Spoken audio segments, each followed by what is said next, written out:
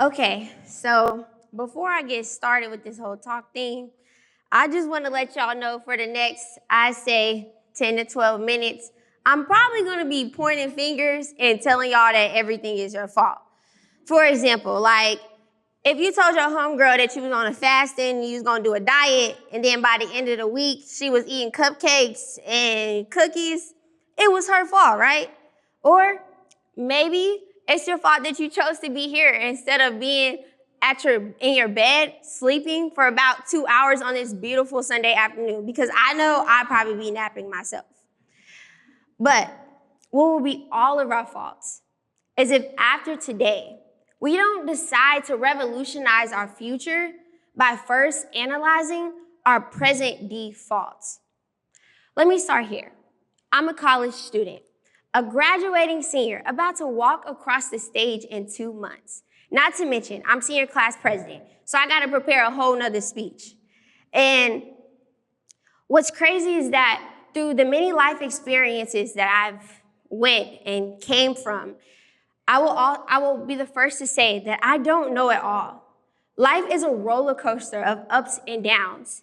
And when I'm uncertain or when I feel scared, I run back to my childhood behaviors that make me feel somewhat comforted in my time of need. I go back to the defaults that served me at one point in my life. And the transition between being a teenager to 4 years in college and transitioning to an adult, it can be a lot of pressure. And to be quite honest, you have to start analyzing what serves you in your present so that you can be your best you for your future. I started asking myself questions like, what will be my present default? Am I my best dressed up with some nice high heels on and the latest new fancy lipstick? Y'all see it, right? Or am I my best when I'm just laid back, super casual, some nice new Jordans on, a fresh new pair of sneaks, an oversized tee? Or maybe I'm my best when I'm serving people and helping them. Honestly, I'm all those things.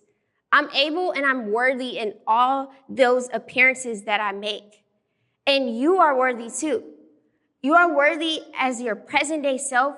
You were worthy when you made those past mistakes, and you will be worthy as you build for your future.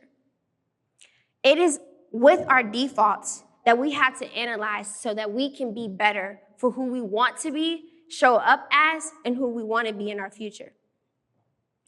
Growing up, I saw my mom struggle with her sense of self-worth. I remember her battling with depression, and I think that stemmed from her traumatic experiences when she was growing up.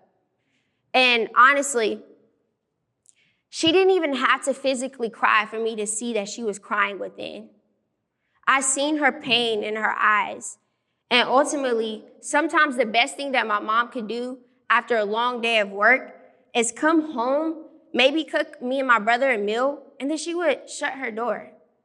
There weren't too many conversations. There weren't too many I love yous. There weren't too many warm embraces.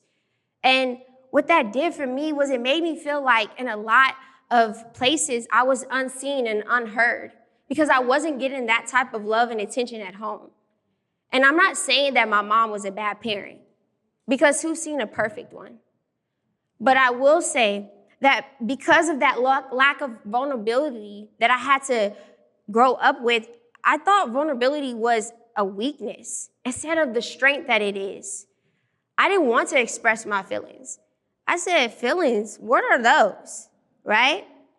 But it's not until I got to college, built a community, and seen the spaces where I can really show up in as myself that I realized that vulnerability is a strength. And I can change my present default that my mom not intentionally built, but I can change those behaviors and show up now as the strong woman that I am.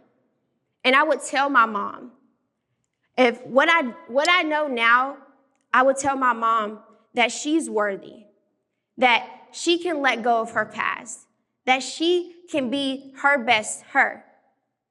She can let go of those present defaults that people put on her. She can be her best her. And I'm sure by now y'all are asking me, why does she keep saying default? And what does that mean? Well, a default is defined as a pre-selected option typically adopted by a computer. Now, it is said that the only way to change the default is by the actual user themselves. And of course, we're no computers, but let me show you an example. Here I have pulled up a Google document. That is the first thing you'll see when you pull up it to possibly, write that letter. For the college students in here, we always got to write the essays. So this looks familiar to all of us, right? And you'll see at the top here, I have circled Arial 11 because that is the default of this Google form. It was not altered. It was not adjusted. If I were to get to typing, it would be in Arial 11. I'm going to show you a video where nothing has been adjusted, right? Typing, it's your fault to change your default in Arial 11. But it is not until the user, me, you, go in and change what we want our script to look like, our character to look like, that we can then see that there's multiple fonts and points that we can write in, right? So I'm here analyzing. And if y'all are probably wondering why I probably picked Times New Roman 12 point, is because, again, college students, y'all know how crucial it is to write in Times New Roman 12 point, or you getting that 0 on that paper. But just how crucial it is to change that default to Times New Roman 12 point to meet that standard for that college professor, it is also just as important that we change the narrative in our lives. We don't have to keep the same behaviors and think the same ways that our parents did or our guardians did at one point in our lives. No, we can say that this no longer serves me. This is not where I want to be, and this is not how I want to show up. I've had to let go of a lot of things in order to move past and be the best Nakya there is. We can do that together. And of course, it's easier said than done. I did that in 30 seconds. It takes a while, months, years to change, to forgive, to let go. It's a constant decision that we have to make on our own. Because what? That's your fault, right? Your responsibility. And if you're wondering how we can really change this default, well, I put it into 3 points. I'm sure this looks familiar. We all have those 3 points. I call it the PPV plan. 1, reflecting on your past. This allows for the transparency of your future perspectives just to, be altered, to be changed. I think it's important for me that I analyze the traumatic experiences that I've had growing up. For me, that looked like my mom and my dad, my nana, my brother, my family. I had to really go in and re-experience some of those emotions in order for me to grow. Because if you're not changing in life, you're not growing in life.